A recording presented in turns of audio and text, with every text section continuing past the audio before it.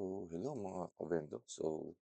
Nandito na naman tayo sa ating isang video ulit about sa LPV version 2. Kaka-release lang nito last February 9 at 9:03 PM. Ano na ba ngayon? February 7 yung release niya. Ngayon is February 9. And ayan, ang tagal na natin hinihintay to sa amin na nagbebendo Wi-Fi. Siguro a year ago or 2 years na. Ngayon, finally, nandito na siya. Currently, ayan yung pinaka-change log niya. LPV 2.0 Piso Wi-Fi official release. Ngayon, naka-version 1.0.1 pa rin siya. And again, naka-beta siya. Ibig sabihin, naka-testing phase pa siya. Hindi pa siya yung pinaka-for production. Kung gusto nyo siyang gamitin for production is expect nyo is may mga bugs pa na for repair. And i-report nyo lang sa developer sa LPB group dito sa group na to. Ilalagay ko yung link sa description ng ating video. Post nyo lang yung magiging feedback nyo with regards sa usage nyo. And ayun, mabilis naman mag-reply ngayon yung admin si LPB. Ayun. Tingnan natin yung mga new features. Auto select window using VLAN or multi-USB LAN card with separate threads per sub-window. Ito yung features na yung mga sub-window natin, hindi na sila lalabas as single list or isa ang naka-display lahat, napipili pa yung customer. Pwede na mag-auto select. Gagamit siya ng VLAN or multiple USB to LAN wherein yung magde-determine ng sub-vendor na gagamitin is yung IP na naka-assign sa VLAN na yun. I-demonstrate rin natin yun sa ating mga future video. E-payments. Ito yung isa sa mga pinakahihintay and isang magandang feature sa ating mga piso Wi-Fi. E-payments, your customer can now pay using GCash and Maya directly. Hindi na kailangan ng coin slot para makapagbayad yung mga customer. Gagamit lang sila ng GCash and PayMaya. Merong post na nandito or may previous post na pinapakita paano gumana yung GCash and working siya. E-loading and cash in, you can still use your existing e-load license now with cash in and load support. Ayun, may separate license para sa e-loading and cash in. Yung mga previous license is gagana pa rin daw. Dito pwede kang mag-load and mag-cash in using GCash. And LPB remote monitoring, now your machine in real time. Monitor your machine in real time from anywhere. No third-party app needed. Ito dati, naka-beta siya sa mga previous versions. 15.3, 15.4, and 15.5 na pwede mong gamitin yung mismong LPB website. Sa account mo mismo sa LPB is pwede mong i-monitor yung machine mo. Hindi ka gagamit ng NGROC kasi si NGROC medyo nag-iba na yung kanyang terms of usage. Kung medyo stricto na siya, hindi na niya, kahit naka-free version ka, parang pinagdadamot na. And yun, yung ibang options naman nun is 15.5 is meron ng zero tier. Pero sa ngayon, native na sa mismong LPB yung pag-monitor. Isang account na lang, hindi mo na kailangan mag-register sa ibang website. That's a good feature. Ito, phone rental features. Use your phone with our phone rental app with advanced features. Titingnan natin to paano to gamitin. Bago ito sa release na to. Yung phone rental feature is para dun sa mga nagpaparenta ng cellphone na parang na-feature na to sa KMJS eh. Yung mismong cellphone, hindi siya connected sa vendor, hindi siya maghuhulog sa pinaka coin slot mo. Pero dapat namomonitor mo or nalilimit mo yung usage niya. Currently, nakikita kong application nito is manual na inoorasan yung mga gumagamit ng phone. Tingnan natin paano siya magpa-function. dahil ite-test rin natin 'to.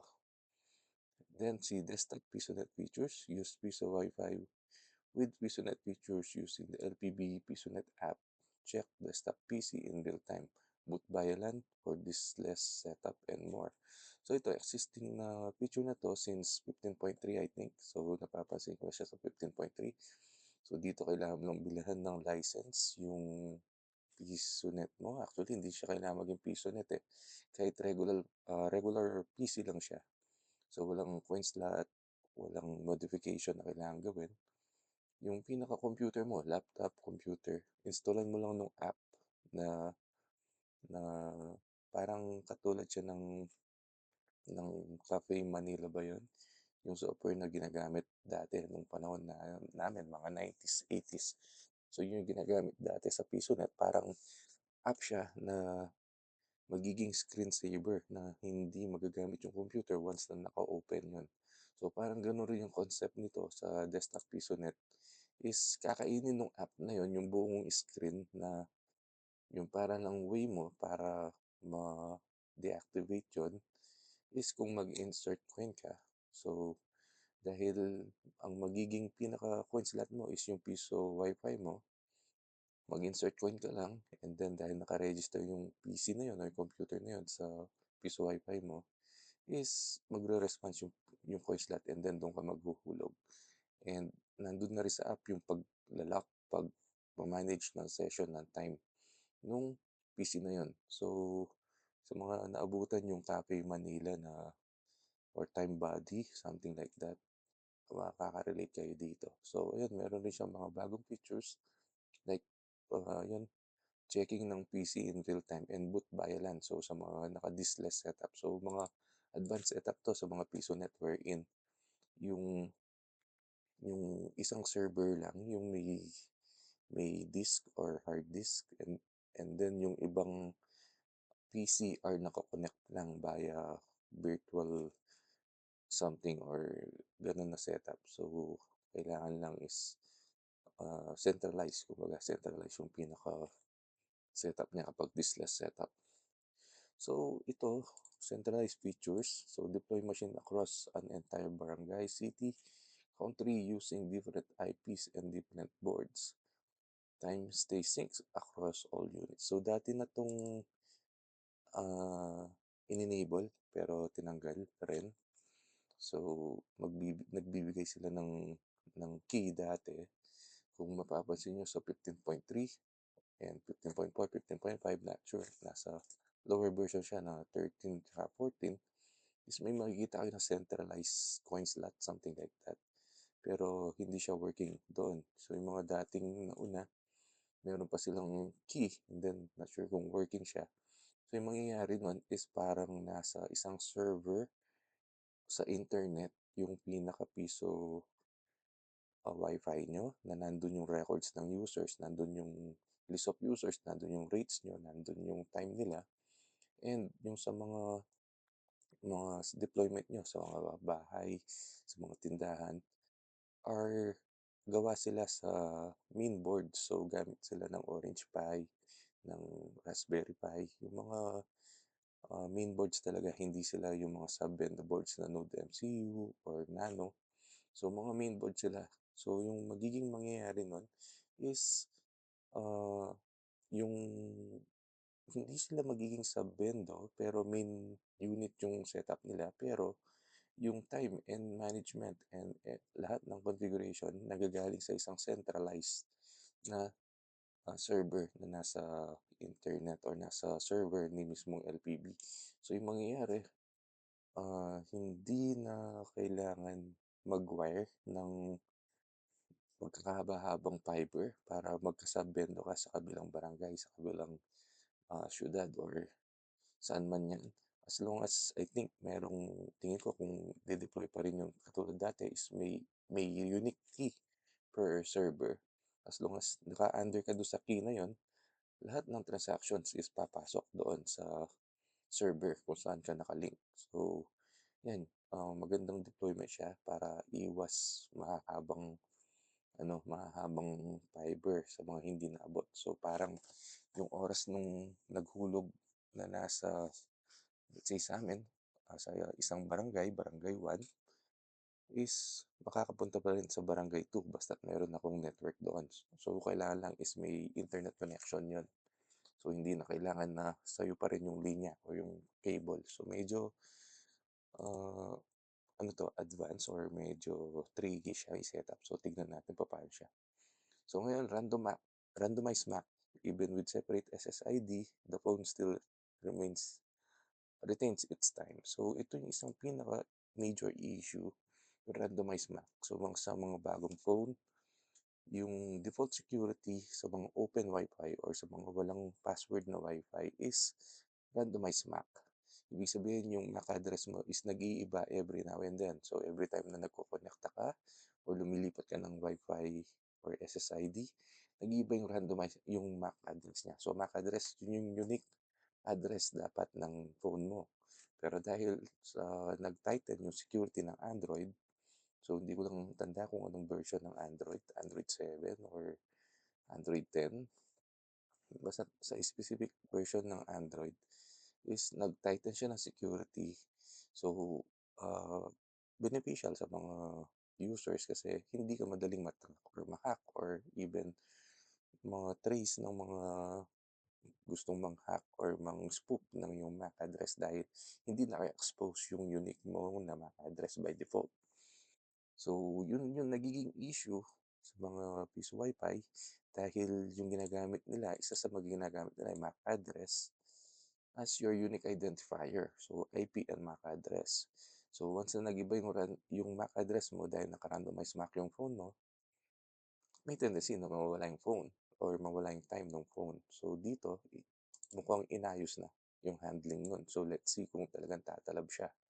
So, yung fix namin ngayon ng mga nagpipiso Wi-Fi is manually iset na use device MAC yung phone, yung Android. Kapag naman sa iOS, yun medyo tricky sa iOS. Yung equivalent nito is yung private Wi-Fi address. So, meron din siyang limit IP tracking. So, let's see kung tatalab rin to sa iOS. So, isang malaking challenge yung iOS talaga. So, enable session-based mode or time with will not merge on each coin insert. So, ito, session-based, bagong feature ito. Sa mga previous version, wala pa to. Ibig sabihin, kada hulog mo is another entry siya or another session siya. So, paano yun? Yung dati kasi, kapag naghulog ka ng 10 pesos, is daragdag siya doon sa existing time mo. So, kung may 10 pesos is 3 hours, then naghulog ka ulit ng 10 pesos, magme-merge yun. Automatic, magkasasama yung, yung time na yun. So, kapag session-based naman, makikita mo meron kang records ng mga session mo or existing na hinulog mo. So, yung kagandahan nito, natatrack mo yung mga sessions mo or mga time mo and hopefully meron siyang start and post button per session.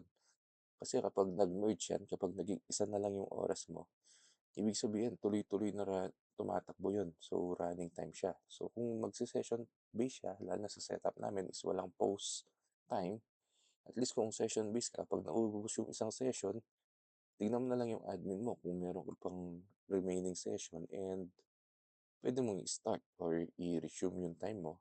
Pwede mong ituloy later. Pagdating naman sa mga may post time na existing, so hindi ko nakikita masyado yung benefit dito pero kagandahan nata-track yung mga hinulog mo. So yung system na may ganitong setup is si Ado. So si Ado Paisop. So ngayon maganda naman at binigyan tayo ng option para magka-ganun red session based. So tignan natin paano siya i-set and gamitin. So PoE server, advanced PoE where you can create plans for your customer. They can pay through our portal using GCash yan mamaya. So PoE server, existing na yung PoE server na yan since 15.3 nakikita ko na yan. Not sure sa mga lower, hindi ko napapansin. Pero yan, yung mangyayari dyan is parang may block or may plans ka para sa mga subscriber mo or customer and then buong let's say 25 Mbps, 10 Mbps, 50 Mbps, ganun yung ibibigay mo na speed para sa kanilang router.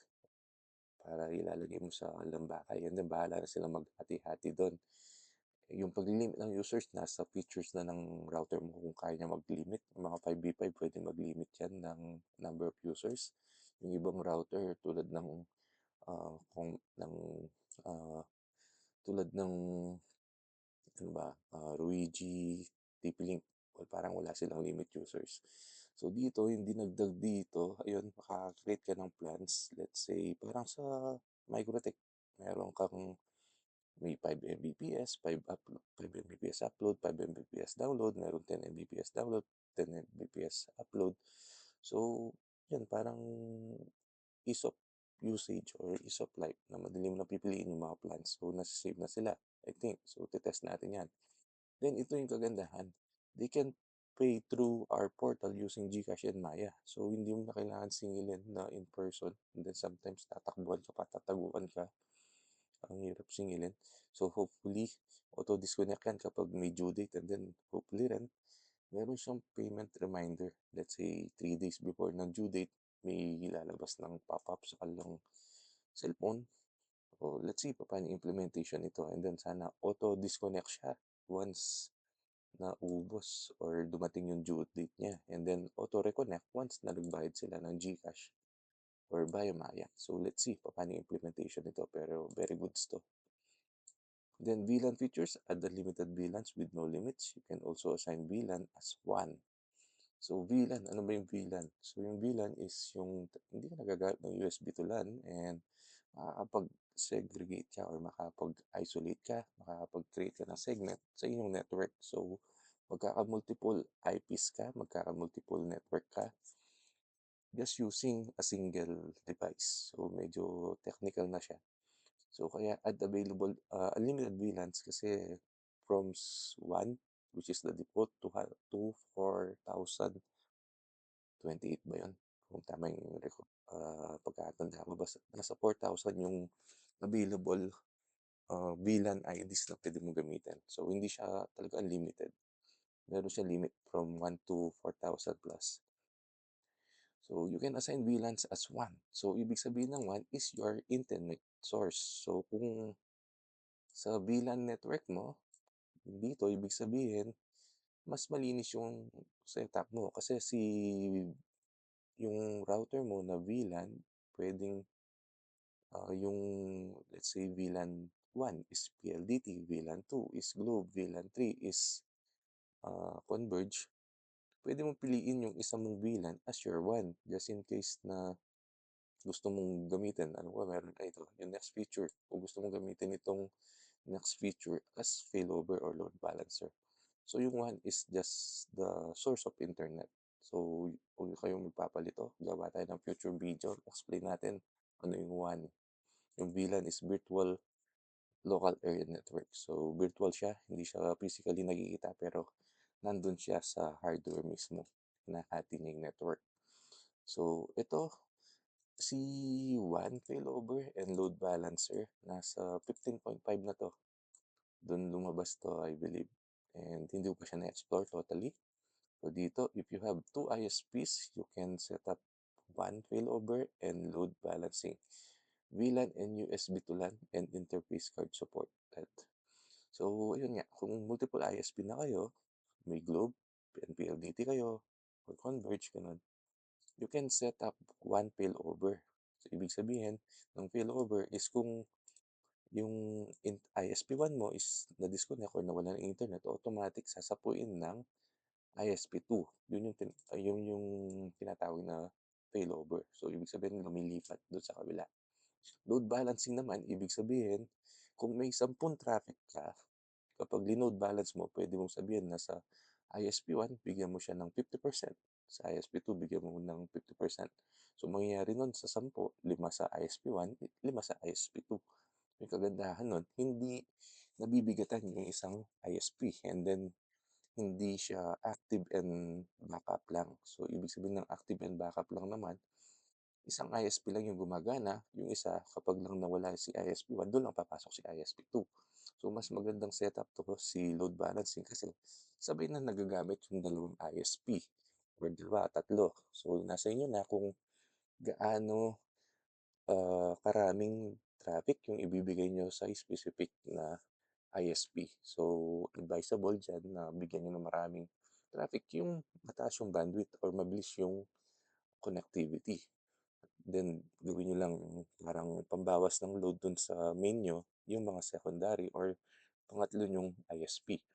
So, 'yan ite-test rin natin 'yan. So, VLAN and USB to LAN. So, yung VLAN, ayun nga medyo komplikado na yung setup kapag sinabing VLAN kasi parang sinasaksak mo sa VLAN switch 'yan and then naka-assign sila sa specific na VLAN ID.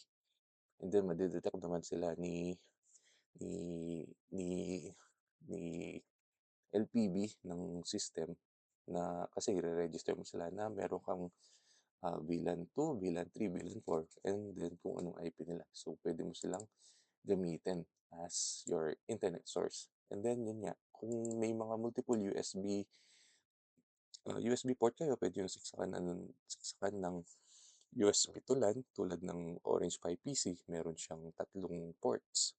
So, si VLAN, maganda yan na pang-backup sa mga devices na may single USB lang tulad ng Orange Pi 1. So, VLAN talaga yung best option niya dyan. Sa Orange Pi PC, meron siyang tatlong USB ports. So, doon, pwede mong saksakan ng USB to LAN per port and then per port, pwede mong saksakan ng, yes, tatlong ISP. And then, pang-apat, yung main mo na RJ45 port. So, ibig sabihin sa Orange Pi PC, ideally, pwedeng kang magka-apat na network or magka-apat na WAN rin. So, napakagandang feature niyan. So, hopefully, hindi complicated yung pagse-setup, pero i-cover rin natin yan. And interface card supported. So, ibig sabihin, sa mga naka-mini PC dyan, naka-PC base, yung mga interface card yan, yung mga PCI, mga saksakan na mga expansion cards ng mga network interface. So, pwede kang magsaksak ng mga network interface card. And yung isang network interface card, isa sa mga yan, yung USB hub. So, pwedeng multiple USB port rin yung kasama nun. May mga isa lang, merong apat, tatlo. So, ayun. So, supported rin nila. So, ibig sabihin, mariread ng system yung sinaksak mong interface card na yun. So, yan. Next, real-time bandwidth usage and CPU monitoring. So,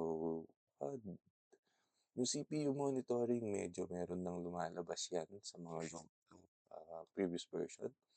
Yung real-time bandwidth is hindi ko na napansin pero 15.5 yata is lumabas na siya. So, tignan natin yan. Usually, nasa dashboard yan. Kagad makikita mo kung gaano kataas yung usage. Yung dati meron na siyang bandwidth tracking. Makikita mo lang kung ilan yung Mbps na total na na-consume nila. Pero wala yung real-time na upload-download. CPU monitoring, makikita mo yung load ng meron ba siya, pero hindi ko tanda kung meron siyang CPU, parang temperature lang yung dati. Ayun, mga overview lang ng system mo kung kaya pa ng internet mo or kaya pa ng board mo. So next, advanced SQM. SQM stands for Smart Queue Management. So ibig sabihin yung pagmamanage ng traffic ng ng system and port priority for games, looping and latency on gaming can support multiple device. So, advanced SQM. So, hindi na-specify kung anong SQM model yung ginagamit kasi yung mga ibang system gumagamit sila ng Cake and yung sa MikroTik ngayon, yung sikat na SQM is yung FQ model. So, yun yung ginagawa nun is nagpapababa ng buffer bloat. So, parang mas napaprioritize yung mga small traffics like gamings kaya hindi maglalag sa gamings and other high priority task na naka-identify. So dito, port priority, ibig sabihin yung mga ports nyo, specific na dinadaanan ng traffic for games and other stops, naka-priority sila. So mostly naka-priority are games kasi maliit lang na Mbps yung kailangan yan, mas maganda. Kung smooth yung pagpasok at paglabas ng ping or ng port or bandwidth or traffic na galing sa mga games para hindi reklamo yung mga gamers natin.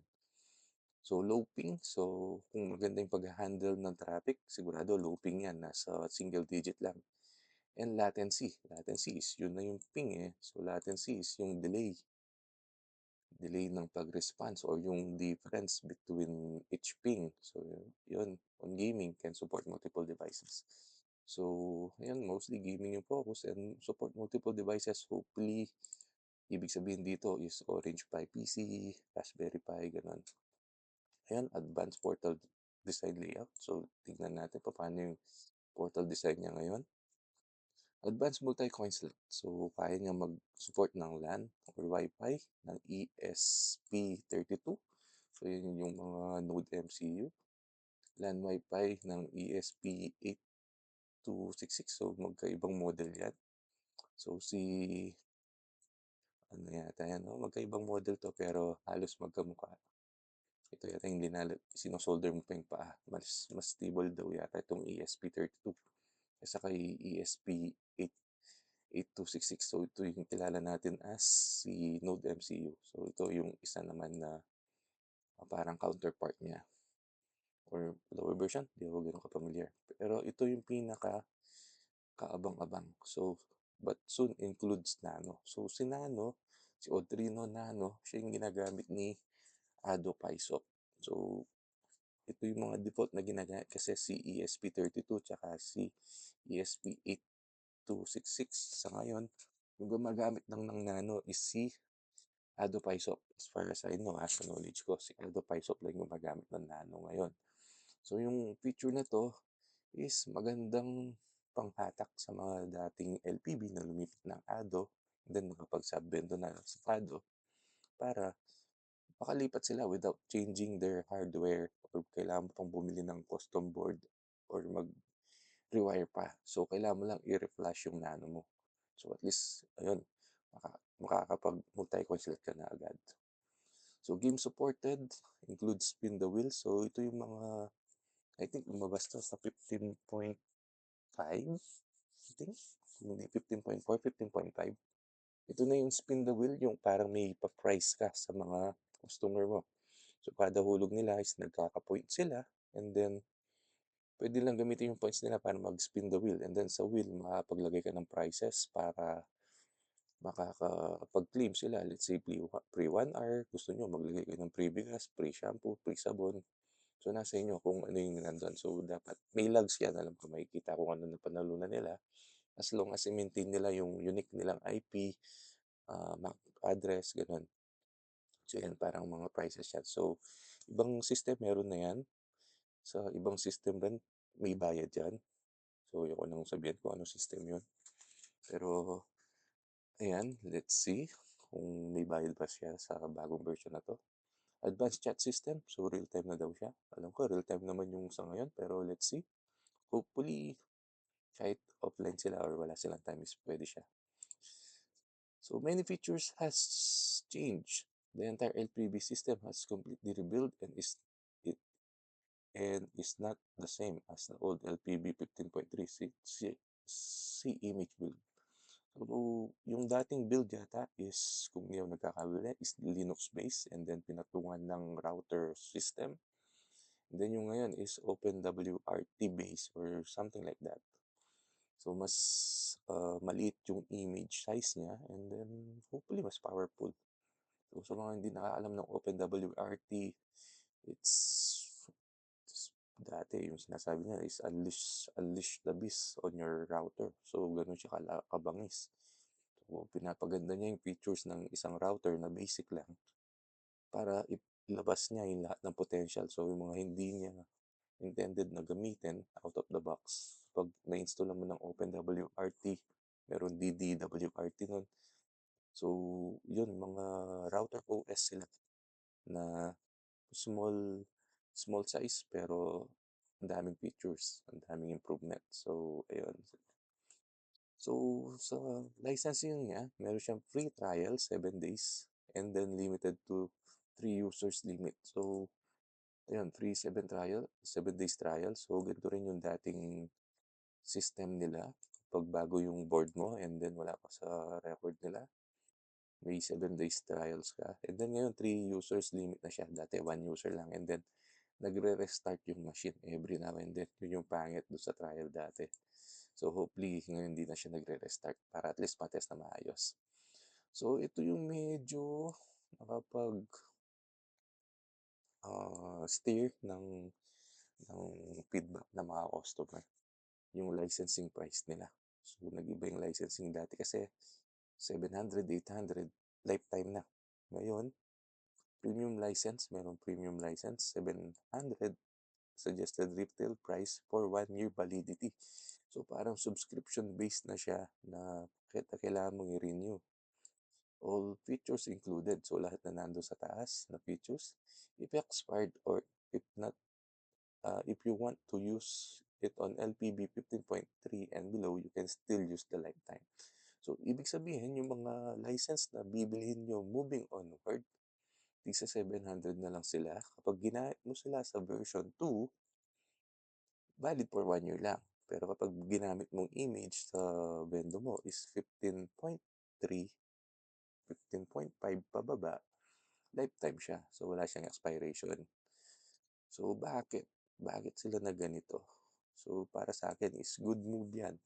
Bakit? Kasi hindi tatama rin yung dev. Kasi yun yung kagandahan kapag subscription. Hindi, kumbaga, ikaw ba, kapag na one-time payment ka, support mo ba? Tatamarin ka na, di ba? Sisipagin mo pa bang ah, kapag may issue is ayusin siya kasi parang bayad ka na eh. So, hindi naman sa hindi masama ko yung morality or yung support nila is parang ganun. Parang yung mindset mo is okay na, bayad na ako, nagbabayad naman kayo, bayad na kayo, ginagamit nyo na, kumikita kayo. Wala na akong mapapala kung susupport ko kayo, parang ganun. So, nagigets nyo naman yung sinasabi kong magiging feeling nung dev. So, at least dito, and mostly naman, yung mga plans naman natin, subscription sila, madalang lang yung one-time payment. Kung one-time payment, sobrang laki and mabigat sa bulsa. Yung 700, I think, kikitain mo naman yan. So, hindi ka na masyadong masasaktan dyan. Sulit na. And then si Dev is ah, mas ganado siyang mag-support. And then may source of income siya. Yun yung kagandahan. May source of income siya para mag-hire ng mga bagong tao or yun, sa mga support niya and other stuffs para may pasahod siya. So, hindi yun na one-time payment siya and then nagamit niya na and then wala na. At least every year may revenue siya, meron siya napapaikot. So, yun yung kagandahan kung subscription. Then, meron rin light version license, 350 SRP, 1 year validity. Ayan, 100 users limit with limited features. So, again, parang ginaya ito sa pricing ni Ado Paisop. Meron ring light version si Ado, and then mas mura. Yung subscription ni Ado, full features 500, pero every year nare-renew. Yung lang difference dito, wala siyang lifetime or business license. So, sa Ado is nasa 3,000. Kung sa website ka bibili ako sa mga reseller, mas mura siya kung doon kayo bibili. Hindi ko na sasabihin magkano. So, yung one-time payment na yon, yun rin, possible. Pwedeng maging reason bakit nauubusan ng funds yung mga developer kasi nagagamit na or naubos na nila. So, wala silang steady flow of income. So, parang ganito, hopefully, or usually, kapag naka-light version ka and then lilipat ka ng premium, kailangan mo mag-reflash or mag-reformat. So, mawawala lahat ng time mo and hopefully, pwede naman silang i-restore. So, ito may 100 users limit siya. Usually sa Ado, so bibase ko na lang si Ado, kasama na dito yung mga disconnected. So, yung mga hindi nakakonect sa or walang time pero nakakonect sa bendo mo. Correct me if I'm wrong. Pero meron kasing connected, disconnected, tsaka mga inactive. So, mga inactive parang umamoy lang pero hindi nag-connect and hindi naghulog. Yung mga disconnected, sila yung naubos yung time. And then, mawawala yun after 1 day kapag nag-clear ka ng logs or ng list. Pero yan, napupuno ka agad yan kung marami kang customer. So, ito parang pang trial lang kung hindi ka pa sure kung kikita ba o hindi yung bendo mo, pwede mo siyang try. Then hopefully, hindi mo kailangan mag-flash or reformat. So, confirm natin yan sa dev. So, kapag lilipat ka na into premium license para ma-unlock lahat ng features, hopefully, hindi ka kailangan mag-reformat. So, yun yung uh, dilemma sa Adopysop. Kapag from light to business, kailangan mag-reformat doon. So, e-loading license, lifetime na 400. So, dati yata 350 to or something. Not sure. Hindi ko natanda. Yung e-loading license with cash-in na. So, let's see kung paano nagwo-work. Hopefully, kasama na dito yung dashboard and mga fees sa cash in, cash out. So, credit price remains the same. So, 250. Hindi ko nagkakamali. 250, 200. Credit price, ibig sabihin, ito yung mga ginagamit mo or gagamitin mo for registering ng Subvendo, ng mga PisoNet PC, and maybe pati sa mga phone rentals. Possible ito na rin yung gagamitin mong credit. So, credit price remains. So, it's either 200, 250. Price remains the same and still you can use at LPB 2.0 if you have 1-year-old license.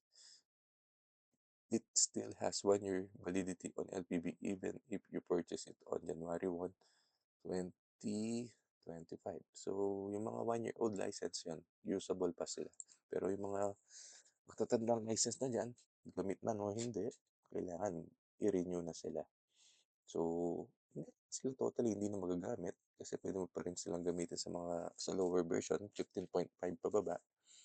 So, hindi sayang yung pinambili mo ng license. And kung pinagkakitaan mo na rin naman yung license na yun, I think sulit na kung bayad ka ulit ng 700 para sa subscription, di ba? So, it's your choice. Nasa iyo na kung magma-migrate ka to 2.0 or stay ka sa 15.5. So, ito, sa currently, meron na siyang image para sa Orange Pi 1, then Orange Pi PC. And then currently, compiling pa yung Orange Pi 03, so hinihintay rin to. And then mga Raspberry Pi image. Same rin sa PC version, direct boot and VM, compiling rin. Pero alam ko lumabas na tong sa PC version. So, scroll up lang. So, yun, diniscuss ko muna dito yung mga features. Then, ang haba na ng video natin. Maglalagay na lang ako timestamp para at least makita nyo. And then, doon kayo sa specific timestamp na kailangan yung may explain dito sa mga features. So, yan, next video, setup natin, download and setup natin itong LPB software. So, yan. Thank you for watching. Sensya na, napahaba. Don't forget to like, comment, and subscribe. And share nyo to sa mga iba nating ka-Bendo Wi-Fi para mabalitaan na rin sila sa new release ni LPB. So, yan. Thank you for watching. Until our next video.